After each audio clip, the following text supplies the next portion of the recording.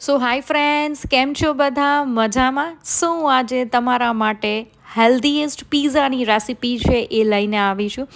તો first of all તેના માટે અહીં મારી પાસે છે એ 2 કપ મગની દાળ છે. એ મેં 4 કલાક પહેલાં છે એ પલાળી રાખેલી હતી, તમે જોઈ શકો છો. ત્યાર પછી એક બંચ પાલક છે એને મેં રફલી ચોપ છે આ રીતે કરેલું છે, તેને હું લઈ લઉં છું. અને ત્યાર પછી અહીં એક હું મિક્સિંગ બાઉલ છે એ મેં લીધેલું છે.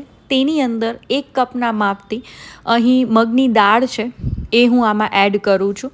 તો અત્યારે મેં 1 કપ મગની દાળ અને એની સામે 1 કપ છે એ પાલક એડ કરું છું. અને આ પાલક છે આપણે રફલી ચોપ જ છે એ આપણે રાખી દઈએ છીએ, બિકોઝ મીનવાઇલ છે આપણે તેને મિક્સરમાં ગ્રાઇન્ડ જ કરવાનું છે. ત્યાર પછી 2 નંગ લસણની કળી છે તેને હું એડ કરું છું. અને સોલ્ટ ટુ ટેસ્ટ, નિમક છે એ આપણે સ્વાદ પ્રમાણે એડ કરી દઈએ છીએ. અને ત્યાર પછી આને પ્રોપર રીતે છે એ પીસી લઈએ છીએ. તો ફ્રેન્ડ્સ, તમે જોઈ શકો છો કે આપણું મિક્સર છે એ પ્રોપર રીતે છે એ પીસાઈ ગયું છે અને ખૂબ જ સરસ છે ટેક્સચર મળી આવેલું છે, તમે જોઈ શકો છો. હવે આની અંદર છે એ અડધો કપ છે હું રવો એડ કરું છું. તો અહીં મારી પાસે ઉપમાનું પ્રીમિક્સ હતું તો એ મેં એડ કરેલું છે. તમે સિમ્પલ રવો પણ છે એ અડધા કપના માપથી છે એ એડ કરી શકો છો. અને પિંચ ઓફ છે એ આપણે સોડા છે એ એડ કરી છે અને આને પ્રોપર રીતે છે એ મિક્સ કરી લઈએ છીએ અને હલાવી લઈએ છીએ. અને આ બેટર જે આપણું તૈયાર થાય એને મિનિમમ છે આપણે 10 મિનિટનો છે એ આપણે રેસ્ટ આપી દઈએ છીએ. તો રેસ્ટ આપવા માટે આ મિક્સરને છે હું ઢાંકણ ઢાંકી અને તેને છે આપણે મિનિમમ છે એ 10 મિનિટ આપણે રેસ્ટ આપી દઈએ છીએ.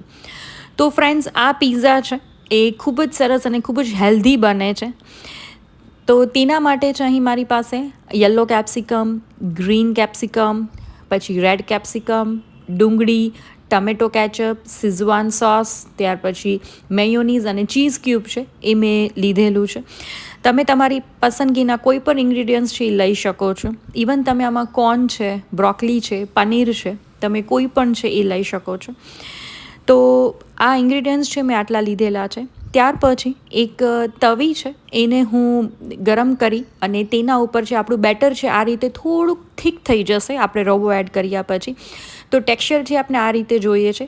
અને આને છે બહુ થીક પણ નહીં અને બહુ થીન પણ નહીં, એવી રીતે આને આપણે સ્પ્રેડ કરી લઈએ છીએ અને તેને પાથરી દઈએ છીએ.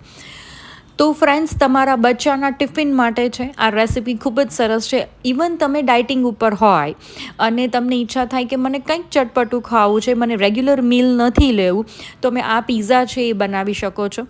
અને આમાં જે આપણે મગની દાળ યુઝ કરી છે એમાં તમને 20 ગ્રામ પ્રોટીન છે એ તમને મળી આવે છે ડેઇલી ઇન્ટેક પ્રમાણે. તો આ રેસિપી છે તમે કહી શકો કે વર્લ્ડમાં હેલ્ધીએસ્ટ પીઝામાંની એક રેસિપી કહેવાય. અને ઇવન એમાં આપણે પાલક પણ એડ કર્યું છે. તો આયન છે એ આપણે પાલકમાંથી ભરપૂર પ્રમાણમાં છે મળતું હોય છે, તો તમારે ચોક્કસથી છે એ એડ કરવું. ત્યાર પછી 5 મિનિટ પછી તમે જોઈ શકો છો કે આપણો બેઝ છે એ આ રીતે ચડી ગયું છે. હવે તેને ફ્લિપ કરી આવી દઈએ અને પ્રોપર રીતે છે આ પ્રોસેસને ધીમા ગેસે છે એ કરીએ. ધીમા ગેસે કરવાથી આપણો બેઝ છે એકદમ, તમે કહી શકો કે એકદમ છે એ ચડી જશે. અને સેકન્ડ થિંગ છે કે તેમાં ક્રિસ્પીનેસ આવશે.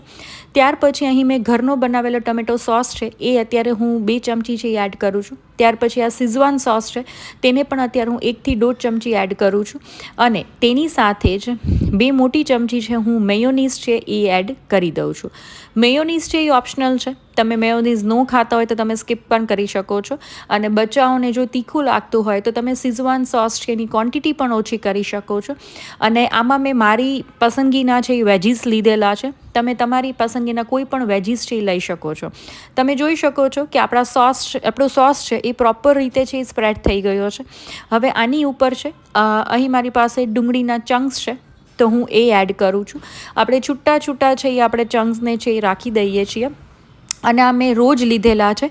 આની અંદર છે આપણે સ્ટીમ કે બાફતા કશું જ કરતા નથી, જેથી કરીને એનો ક્રંચ છે એ પીઝા ઉપર છે એ જળવાઈ રહે. ત્યાર પછી આ યલો બેલ પેપર છે તો તેને છે હું નાના નાના ચંક્સમાં છે એ હું એડ કરી દઉં છું અને સ્પ્રેડ કરી દઉં છું.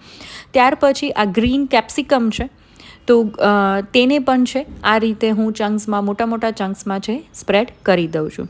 તો ફ્રેન્ડ્સ, તમે મારી ચેનલને સબસ્ક્રાઈબ ના કરી હોય તો ચોક્કસથી સબસ્ક્રાઈબ કરજો, અને સબસ્ક્રાઈબ કરવું એકદમ ફ્રી છે. તો આવી અવનવી રેસિપીઝ છે એ તમારા માટે છે હું ચોક્કસથી છે એ લઈને આવતી હોય છું. જો મારી રેસિપી ગમે તો તમે શેર, લાઇક અને સબસ્ક્રાઈબ જરૂરથી કરજો. ત્યાર પછી આ રેડ બેલ પેપર છે, તેને પણ છે હું આ રીતે છે એ અનઇવનલી સ્પ્રેડ કરી અને આપણે રાખી દઈએ છીએ. અને મીનવાઇલ છે એ આપણો નીચેનો બેઝ છે એ એકદમ ક્રિસ્પી થાય છે. અને આ મારી પાસે બેઝિલ લીવ છે, તો બેઝિલ લીવને પણ છે એક ફ્રેશનેસ માટે હું એડ કરી દઉં છું, અને તેને આ રીતે છે એ રાખી દઉં છું. તેની ફ્રેશનેસ છે એ ખૂબ જ સરસ આવે છે. તમારી પાસે હોય તો તમારે ચોક્કસથી છે એ એડ કરવા. ત્યાર પછી હળવા હાથે છે આને પ્રેસ કરી દઈએ છીએ, જેથી કરીને છે આપણા વેજીસ છે એની અંદર થોડાક છે ફિટ બેસી જાય. અને આને આ રીતે છે એક ઢાંકણ ઢાંકી અને તેને છે એ આપણે સીજવા દઈએ છીએ, જેથી કરીને પ્રોપર છે એ તેની ક્રિસ્પીનેસ છે એ નીચેથી આવી જાય. તો તમે જોઈ શકો છો કે આપણો પીઝા છે ઓલમોસ્ટ 70% છે એ રેડી છે. હવે તેની ઉપર છે આ ચીઝ છે, તો ચીઝની એક ક્યુબ છે એ હું અત્યારે છે એ સ્પ્રેડ કરી દઉં છું. ચીઝ પણ ઓપ્શનલ છે. જો તમે ડાયટિંગમાં છો અને તમે ચીઝ નથી ખાતા હોતા તો તમે ચીઝ છે એ સ્કીપ કરી શકો છો, પણ બાળકોને છે એ ચીઝ ખૂબ ભાવતું હોય છે, તો ચોક્કસથી છે એડ કરું. ઇવન મને બી ચીઝ બહુ ભાવે છે, તો આ સ્ટેજે હું ફક્ત એક જ ક્યુબ છે એ ચીઝની છે એ આ રીતે એડ કરી દઉં છું. ત્યાર પછી આની ઉપર છે એ હું ઓરેગાનો અને પેપ્રિકા છે એ એડ કરું છું, બિકોઝ ઓરેગાનો અને પેપ્રિકા છે એનાથી જ ઇટાલિયન ફ્લેવર છે એ એન્હાન્સ થતી હોય છે અને ખૂબ જ સરસ લાગતી હોય છે.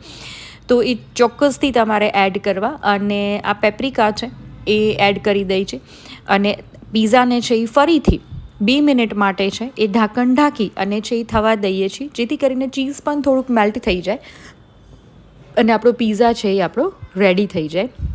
તો ફ્રેન્ડ્સ, તમે જોઈ શકો છો ખૂબ જ સરસ કલરફુલ ગ્રીન બેઝ અને મલ્ટી કલરના છે એ વેજીસ આપણે લીધેલા છે. અને તમે કહી શકો કે સોસ છે એ આપણો રેડ કલરનો છે. તો આપણા પીઝા છે રેડી છે. તો તમે પણ ચોક્કસથી ટ્રાય કરજો અને તમારા ડાયટમાં છે એ ચોક્કસથી ઇન્ક્લુડ કરજો.